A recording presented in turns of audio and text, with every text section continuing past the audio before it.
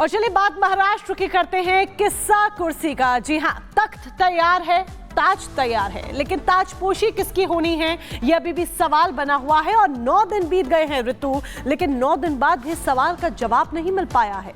बिल्कुल, ये सवाल लगातार बना हुआ है कि आखिर महाराष्ट्र की ताज पर किसको मिलने वाला है और ताजपोशी किसकी होने वाली है। लेकिन इस बीच देखिए पर्यवेक्षक नियुक्त कर दिए गए और उसके बाद ये लगातार कहा जा रहा है कि अब कोई सरप्राइज नहीं होने वाला है और लगभग जो नाम है उसको फाइनल कर दिया गया है। रिपोर्ट देखिए।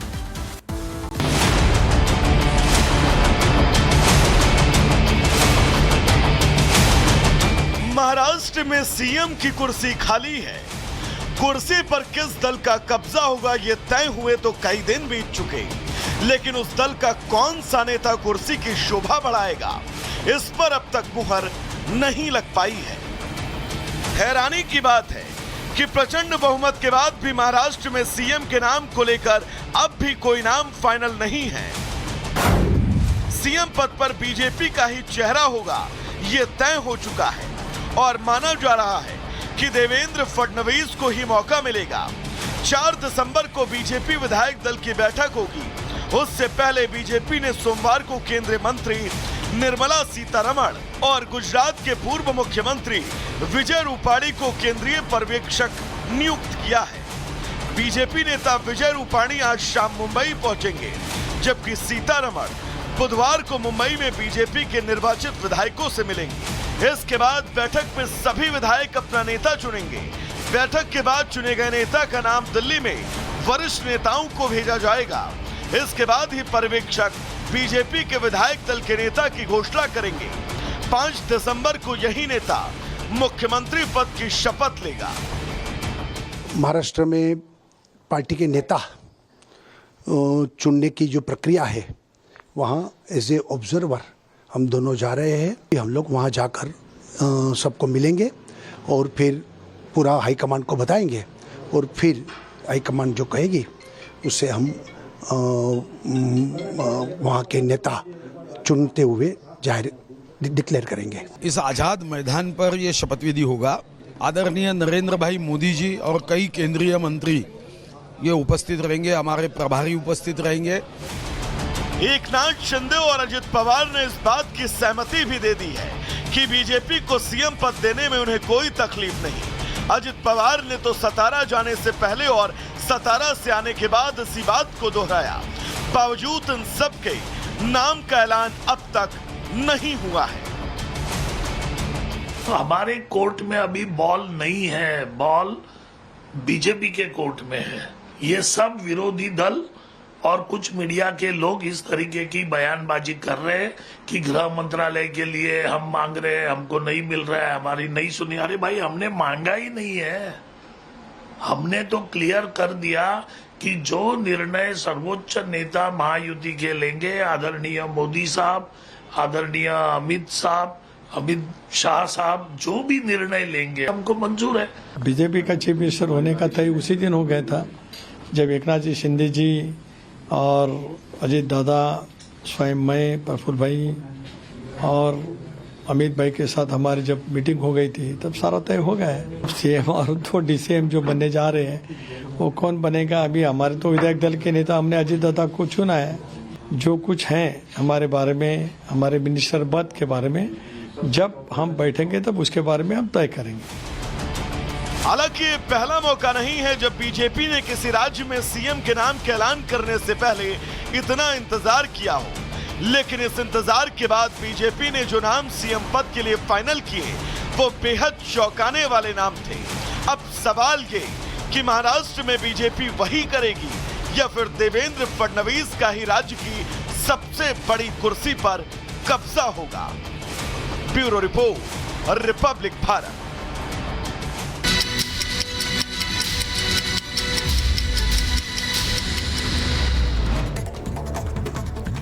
तमिलनाडु के तिरुवन्नमलाई में लैंडस्लाइड से मचा हड़कंप। अरुणाचलेश्वर मंदिर के पास चट्टान गिरने से घर में फंसे 5 बच्चों समेत 7 लोगों की मौत। 20 घंटे बाद शव बरामद किए गए।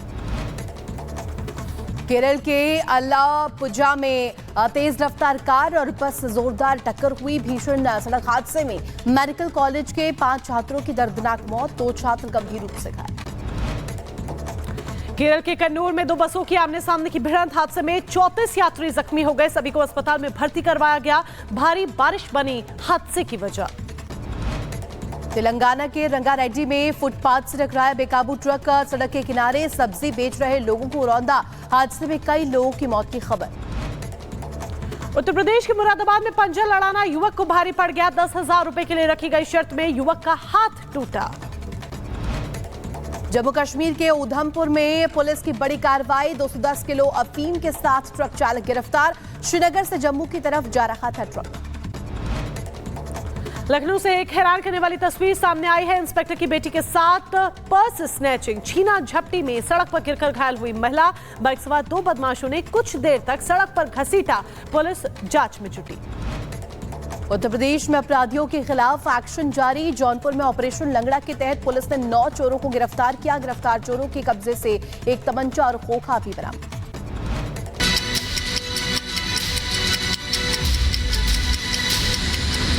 और चलिए बुलेटिन की शुरुआत करते हैं। सबसे पहले बात उस घमासान को लेकर के करते हैं जो कि देश भर में इस वक्त देखने को मिल रहा है, जो कि मस्जिदों के सर्वे को लेकर के खड़ी हो रही है। आए दिन नए दावे किए जा रहे हैं और यहाँ पर आपको बता दें, अजमेर की दरगाह के बाद जिस तरीके से संभल में भी दावा हुआ और अब एक और नया दावा बदायूं में हो रहा है। मोनिका, बिल्कुल बदायूं में ये दावा किया जा रहा है और जिस तरीके से बदायूं में ये दावा शुरू हुआ है वो कोर्ट के दरवाजे तक पहुंच गया और यही एक बड़ी वजह है कि अब ये कहा जा रहा है कि हरिहर तो झांकी था, दरअसल नीलकंठ मंदिर अभी बाकी है।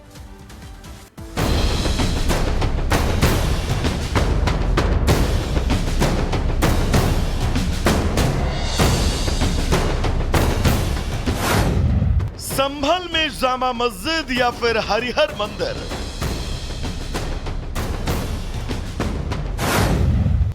अजमेर में दरगाह या शिव मंदिर और अब बदायूं में जामा मस्जिद या नीलकंठ महादेव मंदिर। ये 3 सवाल इन दिनों अदालतों से लेकर सड़कों तक खूब गूंज रहे हैं। संभल के सवाल का जवाब जानने की कोशिश में 4 लोगों की जान तक चली गई, जबकि अजमेर में तो इस एक सवाल ने अदालतों को ही कटघरे में लाकर खड़ा कर दिया। लेकिन सवालों के बीच अब बदायूं में तीसरा सवाल उठ खड़ा हुआ है। क्या बदायूं की जामा मस्जिद में नीलकंठ महादेव मंदिर है? फिलहाल इस सवाल का जवाब जानने के लिए अखिल भारत हिंदू महासभा के प्रदेश संयोजक मुकेश पटेल ने कोर्ट का रुख किया है। हिंदू महासभा की ओर से पूजा करने की अनुमति के लिए कोर्ट से गुहार लगाई गई, जबकि इंतजामिया इसको खारिज कर रही है। उनका कहना है कि हिंदू सभा इसमें वादी नहीं हो सकती। नीलकंठ महादेव के मंदिर में पूजा अर्चना करने की अनुमति दी है, ये हमारी ओर से याचिका प्रस्तुत करी गई है और उस पर विपक्षी गण जो भी हैं उन्होंने ऑर्डर 7/11 की एप्लीकेशन वाद की पोषणीयता न होने के संबंध में प्रस्तुत की है। 3 तारीख के लिए समय लिया गया है। 3 तारीख को अब आगे की शेष बहस शुरू हो। नीलकंठ महादेव का नाम जामा मस्जिद में मेंटेनेबिलिटी पे लगी हुई थी तारीख। मेंटेनेबिलिटी पे उनकी जो है हमारे 7/11 की हमारी दरख्वास्त है, जिसमें हमने ये कहा ये मुकदमा चलने के लायक नहीं है, कि इन्हें वाद कारण भी प्राप्त नहीं है कोई, और जिन लोगों ने मुकदमा दायर किया उन्हें मुकदमा दायर करने का हक भी नहीं है। और मुकदमा मंदिर जो है मस्जिद तो नहीं है, इन्होंने अपनी खुद प्लेंट में जो हमें पार्टी बनाया है उसमें ये कहा है कि तोड़ के मस्जिद बनाई, लिहाजा जो इन्होंने दावा किया है निषेधाज्ञा वो चलने योग्य नहीं है। ये मामला 2022 में तब शुरू हुआ जब अखिल भारत हिंदू महासभा के प्रदेश संयोजक मुकेश पटेल ने दावा किया कि जामा मस्जिद की जगह पहले नीलकंठ महादेव मंदिर था। उन्होंने यहाँ पूजा अर्चना की अनुमति के लिए याचिका भी दायर की थी। उधर हिंदू महासभा के दावे को इंतजामिया कमेटी ने खारिज किया है। उनका कहना है कि हिंदू सभा इसमें वादी नहीं हो सकती। मस्जिद तोड़कर 850 साल पहले बनाई गई थी, मंदिर का कोई अस्तित्व नहीं है। हम अपने न्याय के लिए संघर्ष कर रहे हैं और ये भगवान नीलकंठ महादेव का मंदिर है और सारे साक्ष्यों सारे सबूतों के आधार पर हम आए हैं। हम अपने अदालत से पूरा हमें विश्वास है कि हमें न्याय मिलेगा और ये लोग चाहे बदायूं से ही चाहे हाई कोर्ट से ही चाहे सुप्रीम कोर्ट तक जाएं, हम इन अपने सबूतों के आधार पर मजबूती के साथ खड़े हुए हैं। हमें अदालत से सुप्रीम कोर्ट और हाई कोर्ट सबसे न्याय मिलेगा। मंदिर का कोई अस्तित्व ही नहीं है और ना उन्होंने कोई मंदिर के कोई अस्तित्व का कागज़ दाखिल किया है। हमने प्रिलिमिनरी ऑब्जेक्शन कर दिया है कि सूट मेंटेनेबल नहीं है। इस मस्जिद का निर्माण शमसुद्दीन अल्तमश ने कराया था, स्लेव डायनेस्टी में हुआ था, गुलाम वंश में, और उन्होंने जो है इसे ये कह दिया कि गुलाम जो है मुग़ल आक्रांता ने इसे कराया, जबकि उन्हें हिस्ट्री का ज्ञान भी नहीं है कि स्लेव डायनेस्टी और जो है मुग़ल आक्रांता में क्या फ़र्क है, उनके क्या पीरियड्स थे। सोमवार को सरकारी पक्ष और पुरातत्व विभाग की रिपोर्ट के आधार पर मुकदमे में सरकार की ओर से बहस पूरी हो चुकी है और पुरातत्व विभाग की रिपोर्ट भी अदालत में पेश की जा चुकी है।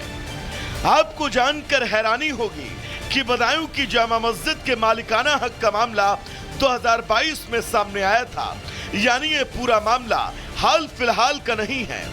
सोमवार की सुनवाई के बाद आज एक बार फिर इस पर अदालत इंतजामिया कमेटी की दलीलें सुनेगी और देखना होगा कि कोर्ट का आखिर क्या फैसला होता है। Bureau report, Republic Bharat.